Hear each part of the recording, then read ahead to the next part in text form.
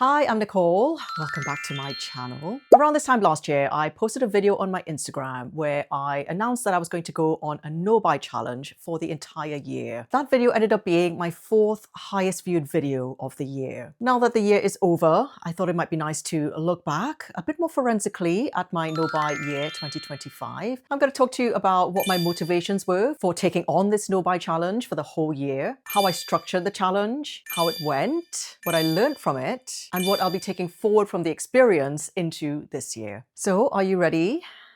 Let's get started. Let's start first of all by talking about what is a no-buy challenge. It's where you make a determination to stop buying some or even all non-essential items for a specified period of time. It could be for a month, it could be for 3 months or 6 months, or a whole year in my case. The great thing about it is there's no one set of rules for how you do a no-buy challenge. It's totally up to you how you structure it, how long you do it for, and what you decide that you're not going to be spending money on. I decided to challenge myself to an entire no-buy year, and the way I structured mine was that I created 3 lists for myself. I had a no-buy list where I was not allowed to buy anything on that list during the entire year. I had a considered buy list, so that was a list of things that I could buy with consideration, and then I had a free to buy list. So these were things that I was free to buy during the year. I'll talk a bit more about what was in each of those lists a bit later on in the video. So what prompted me to go on a no-buy challenge for an entire year? My no-buy challenge was largely around clothing.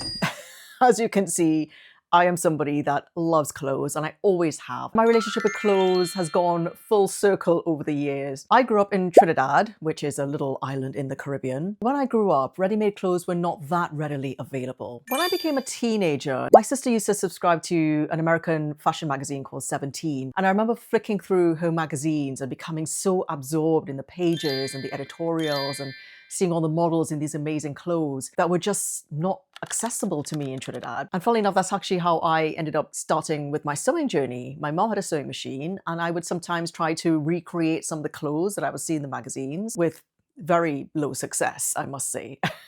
But I think there was something in me that always longed for the day when I could actually go and buy the clothes that I saw in these magazines. Then at 18, I left Trinidad and I went to university in Miami, and it was like Pandora's box had opened. Every weekend I was out shopping and buying clothes, to the point where when I graduated from university 4 years later, I had racked up about $3,500 in credit card debt, which my dad had to pay off. I wasn't buying anything expensive, but I just loved the whole thrill of buying new clothes. And that was my first real taste of consumption in fashion. At 22, I graduated from university and then I came over to London. I just happened to fall into a corporate career, and throughout my 20s, I was actually making pretty decent money, but I also hadn't really become very disciplined with money yet. Living this corporate girly life in London in my 20s was my peak consumption era. I was quite notorious in my office. At lunchtime, I would go out to get some lunch and I would come back with 5 pairs of shoes routinely. I had absolutely no financial discipline. I didn't save any money at all. All the disposable income that I had, I treated as money that I had to spend. And I was just growing this wardrobe of clothes and shoes and bags so that I had the excitement of having something new to wear at work. Then I entered my 30s. I was pregnant with our first baby. I had left my corporate career. I was ready to start building a business and working for myself. And that's when I started my jewelry line. I went from having a lot of disposable income to suddenly having almost zero disposable income when I started my business. And I was in the very early stages of motherhood. Day to day was just very sleep deprived, very practical. Although I was surrounded by clothes, I began to feel so disassociated with my wardrobe. I was looking around and it was packed to the rafters, but there was just nothing in there that I felt I identified with anymore. Then in my late 30s, I had had enough of being in the fashion grinder. I was completely burnt out from work, from having 3 babies, and I just quit. I quit my jewelry business and then went from a low income state to basically a negative income state for a few years. And that was really the pivotal point at which my fashion consumption habits and my mindset really started to change, kind of by force really, because I literally did not have the money to buy clothes. I was also getting quite sick of seeing all these clothes in my wardrobe that I just didn't want to wear anymore. So I donated 80% of my clothes, like 13 bin bags full of clothes and shoes and bags, donated them all to charity. I really wanted to start a new chapter of my wardrobe and my dressing, which felt a bit more intentional and just a bit more aligned with my lifestyle and where I was. I was looking to source a few pieces to introduce into my capsule wardrobe, but I found that as I was going to my usual shops that I'd normally find clothes in, I just wasn't seeing anything that I wanted. And that's actually what got me back into sewing in earnest. It used to take me a week, sometimes even 2 weeks to make a single garment. So I was only really introducing maybe 1 to 2 garments into my wardrobe a month. Then somewhere around my mid-40s, when my daughter was about 11, one weekend she asked me to take her charity shopping. I had not really set foot in a charity shop or a clothing shop for that matter for several years. I'd almost forgotten what it was like to go shopping for clothes. And I was finding that I was getting quite a big thrill from it. It also felt really wholesome, just supporting charities while I was doing all the shopping. I could buy something from a charity shop for just a few pounds, and I could still use my sewing skills and tweak it and alter it and make it exactly as I wanted it without having to go through the whole decision fatigue process of making something from scratch. But then I found it was a little bit of a slippery slope because although it felt fairly ethical, thrifting unwanted clothing, supporting charity shops, I found that I was sliding back slowly into my previous consumption habits of my 20s. Whenever I had an event to dress for, like someone's party or an event, I was defaulting to buying something on Vinted or buying something in a charity shop rather than re-wearing something in my wardrobe or reworking something in my wardrobe. And so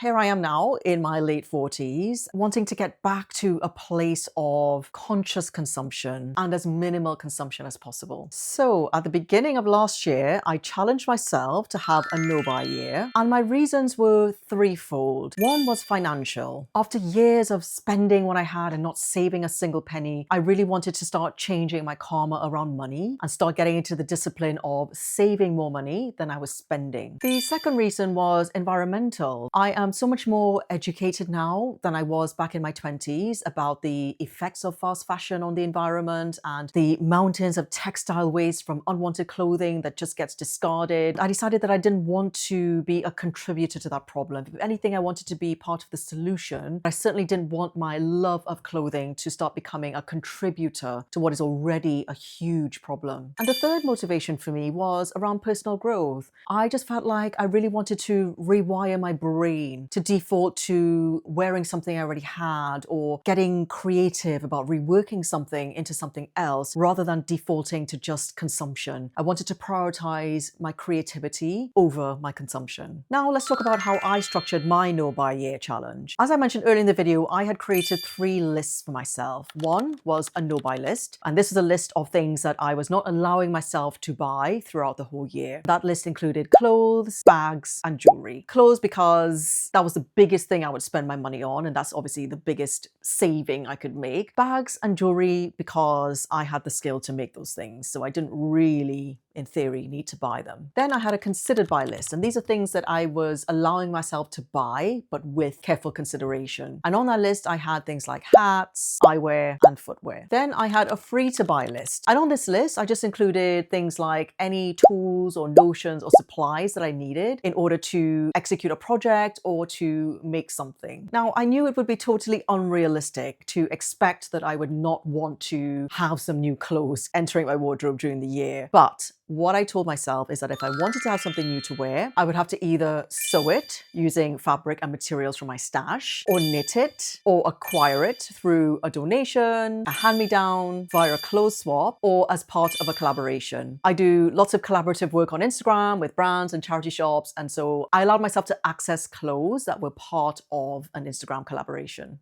We've talked about the guidelines that I set myself and how I structured my no-buy challenge. Let's now talk about how it went. I'm going to start from the offset by saying I did not last 12 months. Not buying any clothes. Initially, that felt like an epic fail. However, I thought it might be useful to look back a bit more forensically at what actually happened, because when I really looked at it that way, yes, on the surface level, I had failed, but there were loads of other things that I think were huge positives to come out of the challenge for me. The first couple of months of the year, January and February, actually went pretty well. I was very committed to the challenge, but March was the turning point. March is where things started to slip. slide. I was starting to get the itch a little bit. What didn't help is around that time, I decided to book myself a pitch at a secondhand market sale event. I thought I would be able to source some pieces to take to the event, which would generate some income, tick the dopamine box, scratch the itch, the shopping itch, but it not be for me. It was actually for the sale. And it was an opportunity for me to do some transformations on those pieces as well. So it just seemed to tick so many boxes, but it just led me into too much temptation. So that was the start of the slippery slope, really, because I was going to thrift warehouses, I was going to charity shops, I was going to car boot sales to source pieces for this sale, and inadvertently ended up picking up some pieces that I felt like I couldn't let go of, or pieces that I end up spending so much time with on a project, reworking, that at the end I just thought, there's no way I can let that go for the kind of price that I would probably have to sell it at. The market sale itself wasn't a massive success on the day. I only sold one thing off my entire reel that evening. However, throughout the course of the year, I did manage to sell a few more of those pieces. So there are only really a few things out of all of those things I sourced that I actually ended up keeping. And if you'd like to see the month-by-month breakdown as to the things I bought during the year and the things I ended up keeping, I have put all of those into a YouTube short video. You can just head to my YouTube shorts and you'll see the video. Now, I knew from the outset of going on this challenge that summer would probably be my hardest season to get through because I absolutely love summer dressing. It's just where I feel most at home. And also, we were planning a holiday to Croatia in the summer. Planning holiday wardrobes is one of my big joys in life. And it's normally the kind of thing that I might source some pieces to get me excited about the holiday. But actually, I have to say, I didn't actually buy any clothes for my holiday. I took the opportunity to embark on a summer wardrobe glow up series where I was taking some unwanted clothes in my wardrobe and then reworking them or transforming them or glowing them up to take them on my summer holiday. And that was really at the heart of what I wanted to achieve with this challenge. I really wanted to push myself creatively. I really wanted to default to looking at what I already had and turning that into something new that I can wear rather than defaulting to buying it. So I have to say, every single piece that I took on holiday to Croatia was something that either I already owned or I had reworked from something I already had in my wardrobe. And for that, I have to be really proud of myself. What I hadn't really anticipated was that the transition into autumn would also be a really tricky time. Like just seeing all the daylight going and feeling the seasons changing and feeling it get colder and knowing that we're heading into months and months and months of just darkness and cold is kind of depressing. In the past, I would usually treat myself to a new winter coat or something around that time of year just to make myself feel a little bit better. So I did actually cave. I'd gone to a car boot sale to meet up with a friend and I did end up buying 2 coats at the car boot sale. Then in November, I decided to renew my vows because I just felt like I was slipping back and I just felt like that's not the spirit into which I entered this challenge. I entered this challenge to challenge myself and to start breaking a lot of those old patterns. I just caught myself and I thought, no, we've got 2 months left. Let's just lock in and let's just see out the last 2 months. So November was good. I didn't buy anything in November. I did make myself one dress, but then December came. We were going on a trip to China to visit my oldest son who's out there studying, doing his A-levels. It just so happened that as we were mooching around and sightseeing, my daughter spotted this charity shop. I didn't even know that charity shops existed in Shanghai. I was really not expecting it. So I thought, well, we've got to go in. It's a charity shop. We're in Shanghai. We might as well just go in and have a look. And in the charity shop, I saw the cutest pair of shorts. I'd been stalking similar-ish shorts on Vinted all year. It was £5 and I thought, let's just count it as a souvenir. And so I did buy the shorts. I'm going to admit they are very cute and they do have a story behind them. So when I look back at the year, initially I was looking back at it as a massive failure because the fact of the matter is I did not stick to my no buy challenge. I did buy clothes during the year when I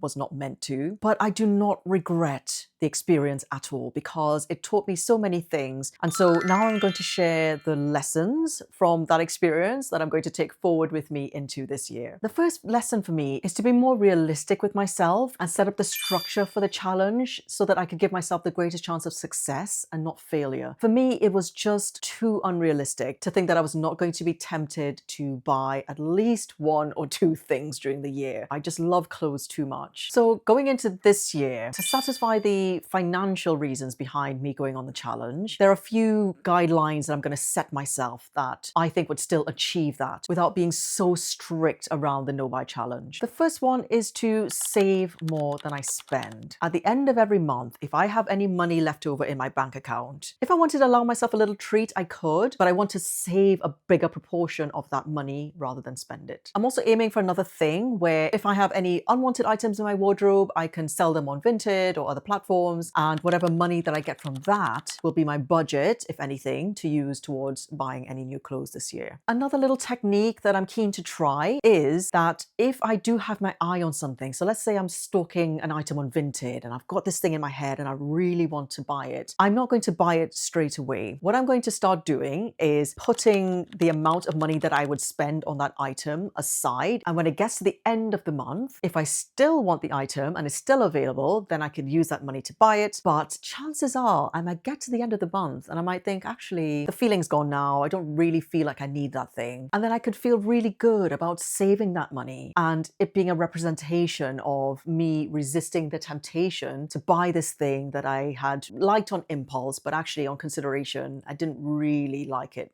enough to buy it after all. To satisfy the environmental reasons behind why I took on the No Buy Challenge, there are a few things that I am looking to implement this year. One is I'm going to start paying more attention to the material composition of things that I'm looking to buy. More and more, I'm finding myself moving away from synthetics as much as possible. I do love a sequin and I do love a tinsel fringing, so it's not always possible to avoid the synthetics. But certainly when it comes to things like knitwear or other garments where they don't have to be made with synthetics, I can find alternatives, then where possible, I'm going to be seeking out the natural fiber alternatives. The other thing I am going to do is, before making any purchase, stopping and really consciously considering whether this is something that I'm likely to want and to keep in my wardrobe for many, many, many years. And I'll have a sense of that by now, because there are some items in my wardrobe that there is no way I will ever be able to part with them because they are just too special to me. As they say, the most sustainable clothing is the one that's already in your wardrobe. So it's not the clothing that's in our wardrobes in circulation that's the problem. It's the clothes that we don't want that then go out of circulation that is really the problem. So the more we can hang on to the clothes that we're acquiring, obviously, the better it will be environmentally. This last one,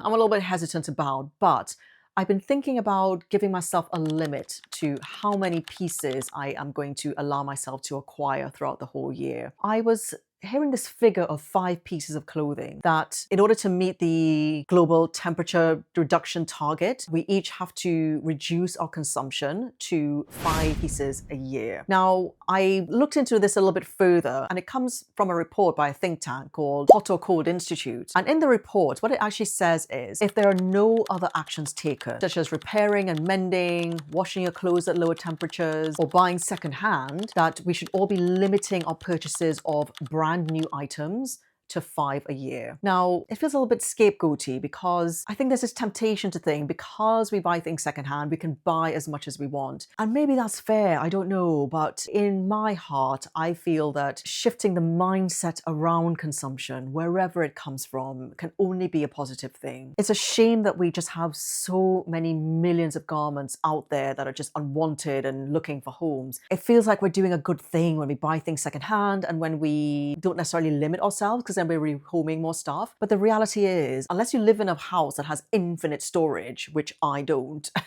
there will come a time when you can't just keep introducing.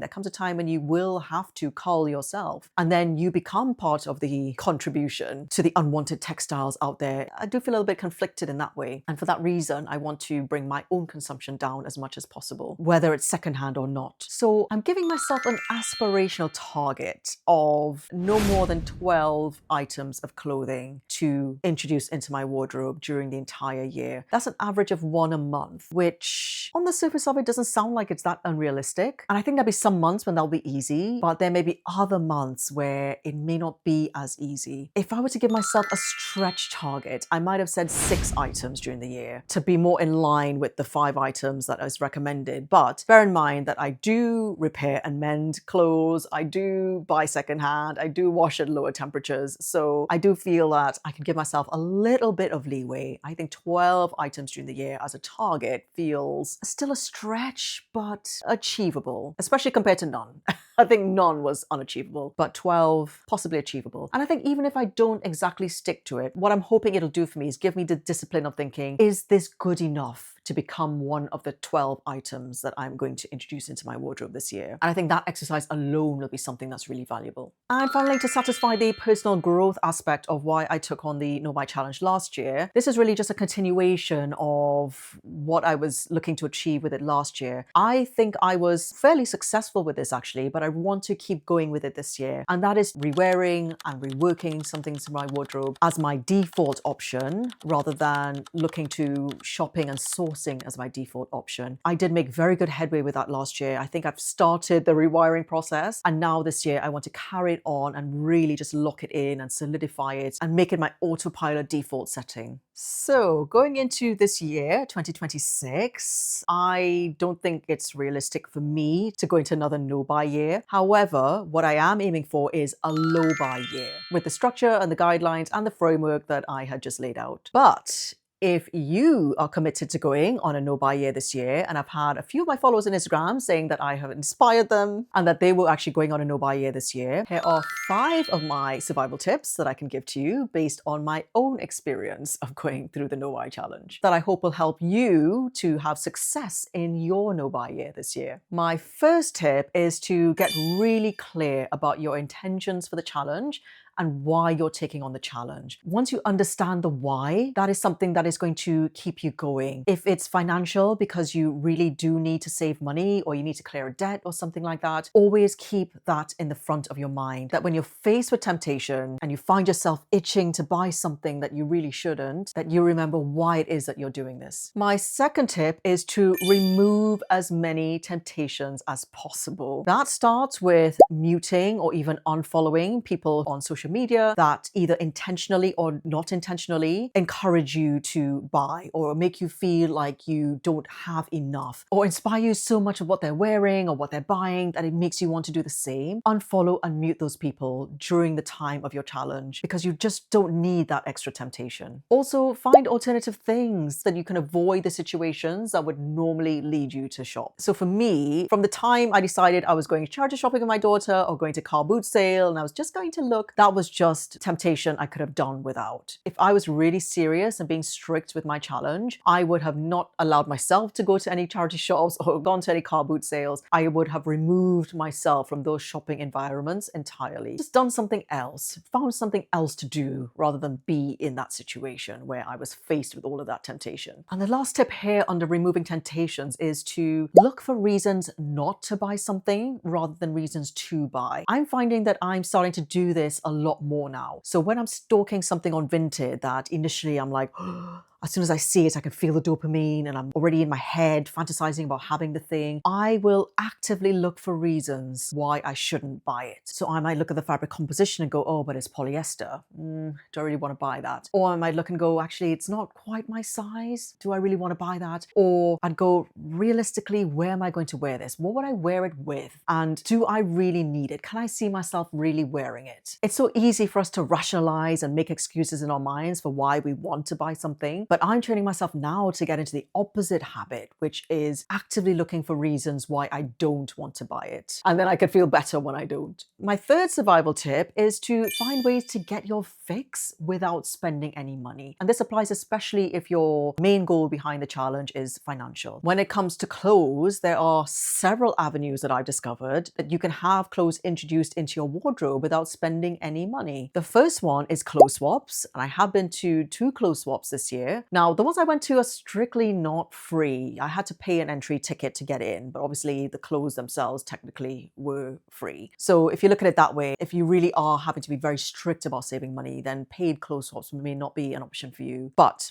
do look out for clothes swaps. Some of them might be free, and that would be a really good way of being able to get your fix or what feels like a shopping fix, but without having to spend any money. Also look for any free cycle type apps or communities or marketplaces. Where I am based in London, there's an app called Olio that I use. People are always giving away clothes on Olio. Sometimes they're selling, but a lot of people just give away clothes on Olio. I mean, for me personally, I've never seen anything being given away that I particularly wanted. But if you weren't that fussy, there are people giving away clothes all the time on these free marketplaces and on these apps. And also tell your friends and family, especially the ones who are your size. Tell them that you're going on this no-buy challenge. And if they do have anything in their wardrobes that they're looking to offload, that they get in touch with you first and see whether whether they might be able to hand it down to you before donating it or before getting rid of it. We are literally surrounded by clothes. There is no shortage of unwanted clothes. My fourth survival tip, and again, this is much more applicable to people who want to do this for financial reasons, is to set up a savings pot. And at the end of every month, with the money that you haven't spent on the things you would normally buy, put that money away in this dedicated savings pot. And as the weeks and months go on, as you see that savings pot growing and growing and growing, it will start to become a positive reinforcement loop. And it's like physical evidence that there are tangible results from the actions you're taking. And that just feels so good. I went on a 1p savings challenge at the start of last year. I started with 1p on January the 1st. It then went to 2p on January the 2nd, 3p and so on. Every day it saves for you 1p more than it did the previous day. And at the end of 365 days, I would have accumulated £667. That is not a small amount of money. That is money I could have easily spent on clothes during the year without even realizing it. But now I've got this little pot of money and I can treat myself to something or save it or do whatever. But it just feels good to know that in some ways I have started to change my habits around money. I've started to change my karma so that I do feel like a saver and not just a spender. And that's a huge thing for me and something I do have to be really proud of myself for. The fifth survival tip I have for you is make it feel normal. Start to normalize underconsumption. And that starts with following people, following accounts who normalize underconsumption and who celebrate it. Accounts that celebrate the joy of having enough, contentment with having enough, and that encourage you to be conscious with your consumption patterns. The more you can normalize it in your everyday life and in your everyday feed, the more normal it will start to feel for you. Well, that's it. I hope you found this video useful, informative, and insightful. And I hope it's given you some inspiration that even if you did not feel like you could embark on a no-buy challenge for an extended period of time, that it will at least help you on your journey of becoming a lot more of a conscious consumer so that we can start breaking patterns and becoming part of the solution rather than part of the problem. If you enjoyed this video, please make sure you give it a like and drop me a comment and let me know what was the most interesting thing that you found from this video. Make sure you check out my YouTube short where I show you exactly all of the items that I ended up acquiring in my wardrobe over the year. And I will see you in the next video. Bye for now.